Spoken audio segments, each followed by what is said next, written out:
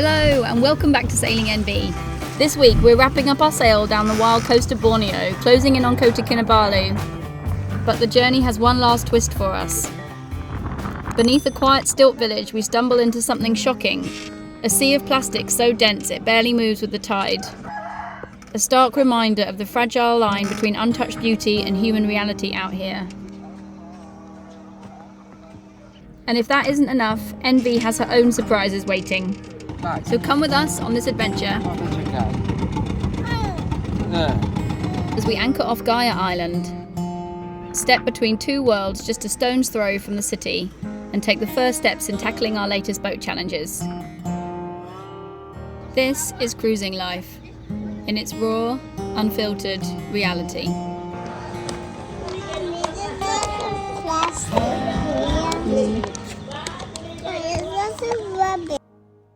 So there were always things to fix on the boat. This week we've managed to fry our windlass motor. It's very old. Yeah, so Timo had to lift our anchor by hand every day.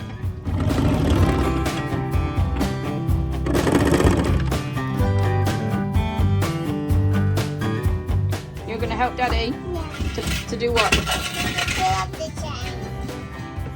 I'm going to help Daddy fill up the chain. Oh, very good, Nate, with those gloves. Excellent. Well done. Oh, are you all ready? You just need a hammer. Okay, we'll get the hammer. Okay. You need 2 hammers. And the other thing is our batteries, our house batteries are on the way out. Sulfatized, they are too old. This week's problems, our windlass motor is fried and our house batteries are reminding us just how old they are. There's always something on a cruising boat.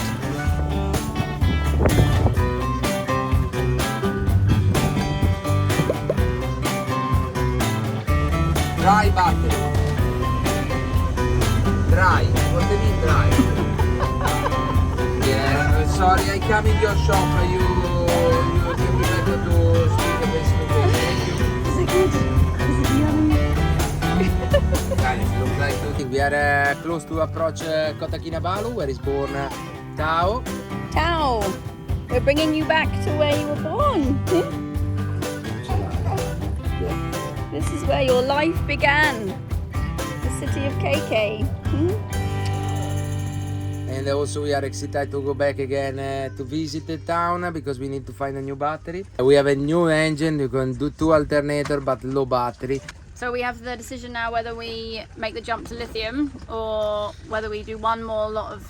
Yeah, that's is evaluate all one video. We want to talk with you about, we want to change in lithium, but we don't know if we can do so quickly just now. Is one project we want to do in full way. At the moment we have to find one solution. Maybe we can install just one battery lithium or go back again with a few battery gel like we always have in the last 5 years. And about the motor, I want to say only the motor will always be a little bit smaller for this kind of size boat, struggling always. I clean and rebuilt the motor one. At the moment is a few months, is a half year ago, very badly, and always struggling to lift a 20-meter chain, is the vertical of the anchorage. Normally we use it. Okay, we be very brave because at the moment we anchor in 10 meters. When we inspection the area all around where there is a 10 meter. But we're feeling extra brave because of our beautiful, reliable new engine. Yeah, Woo! that is true. Before we never know if we when we go to switch on is start. Now but instead we can't rely on the windlass. So we're hoping here in KK we can find someone to fix that. Otherwise we're going to have to look for a whole new windlass setup.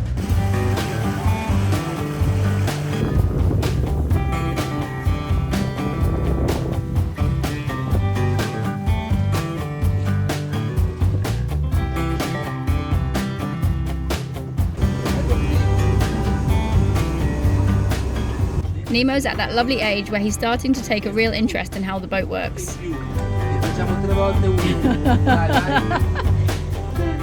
Naval training starts young. Just ask Horatio Nelson. Vieni che andiamo a controllare cos'è. Plus one. Basta. Well done, Nate. Bravo. Vieni a vedere. La linea blu E dove andiamo?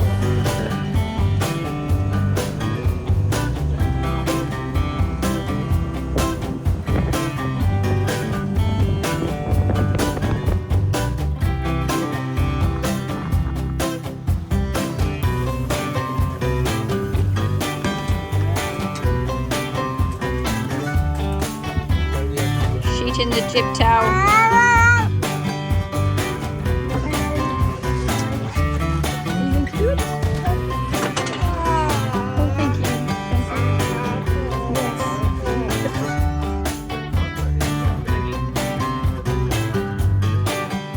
In Kota Kinabalu, most visiting yachts anchor right in front of the city centre, but with our nearly 5-metre draft, it's a bit too shallow for us to feel comfortable there.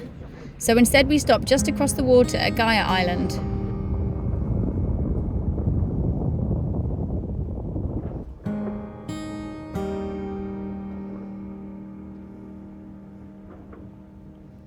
It's only a short hop across the water from the city, literally a few minutes by local taxi boat, which makes the island a huge part of Kota Kinabalu's daily life. On the side of the island where we anchored, you'll find turquoise water, beautiful forest, and some luxury resorts tucked into the coastline.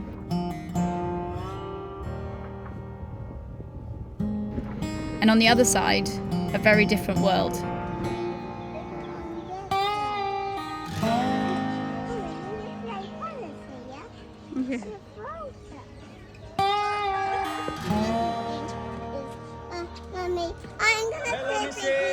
Hello!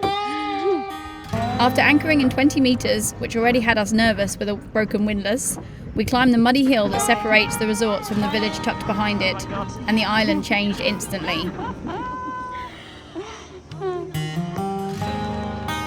What we found was a stilt settlement built over the shallows, sitting above a dense bed of plastic and rubbish. Children playing on the walkways, and underneath, a mountain of trash that shifts and collects with the tide. A lot of the families living here originally came from the Philippines decades ago, but the village today is a mix of different backgrounds, people who've settled here over many generations. Elon Musk.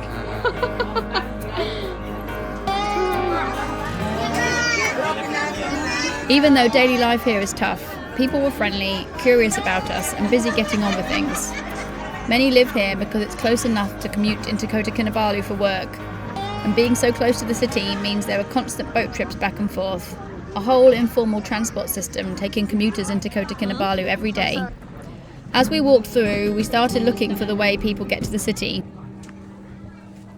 We knew there must be a spot where the local taxi boats leave from, which everyone here uses to reach the city. Hi. So this is where you can get the taxi to KK. Walking through the village was honestly pretty confronting. Beneath the houses, the shoreline was covered in a thick layer of trash. Not just a few bits, but a whole carpet of plastic and debris washed in from the city, the ferries, the fishing boats, the currents, from anywhere and everywhere. It's not about pointing fingers at the people who live here. They're the ones having to live with it every single day. It's just a stark reminder of how big the problem is and how much ends up in the ocean long before any of us realise.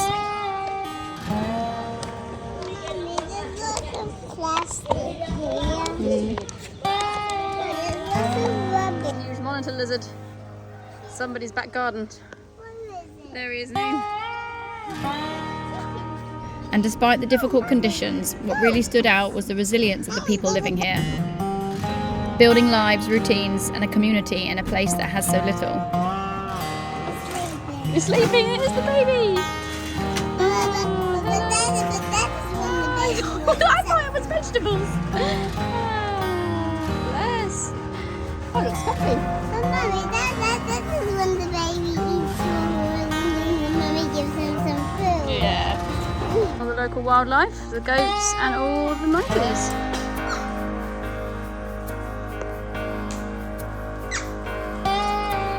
Oh, look, one with money on his back. We were left with this heavy feeling, not at the people living here, but at the scale of the problem itself.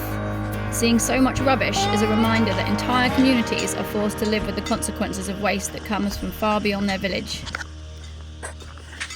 We made it back to the other side. Well done, team.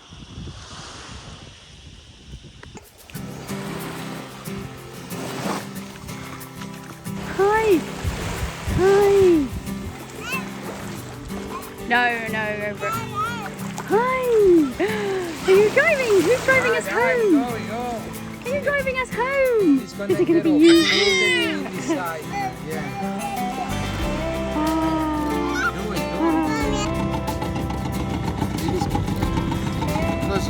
Vai.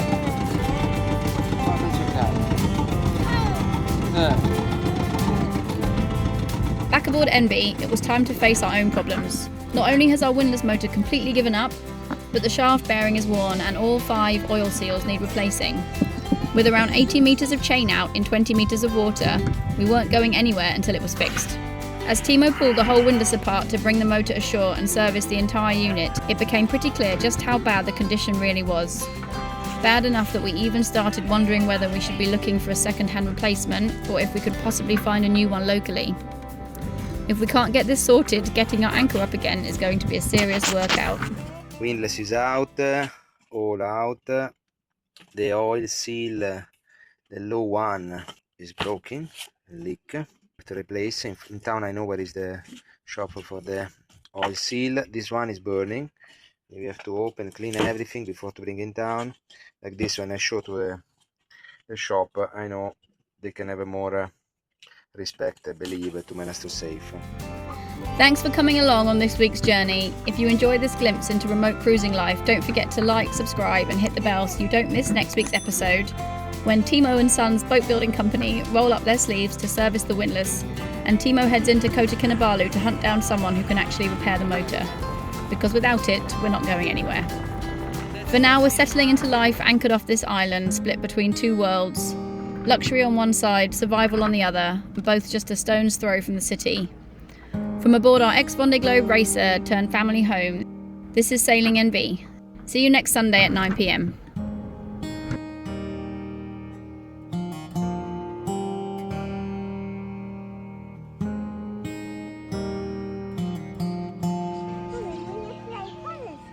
If you'd like to support us on Patreon or with a one-off donation via our coffee website or PayPal, I'll put the links in the description. Thank you.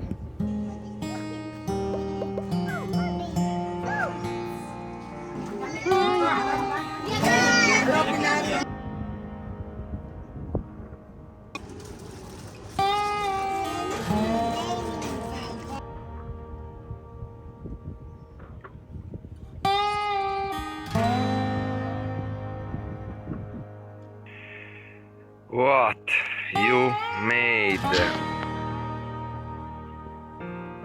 Floating garbage, 360 degrees everywhere, plastic bottle. It's one disaster. It's one disaster.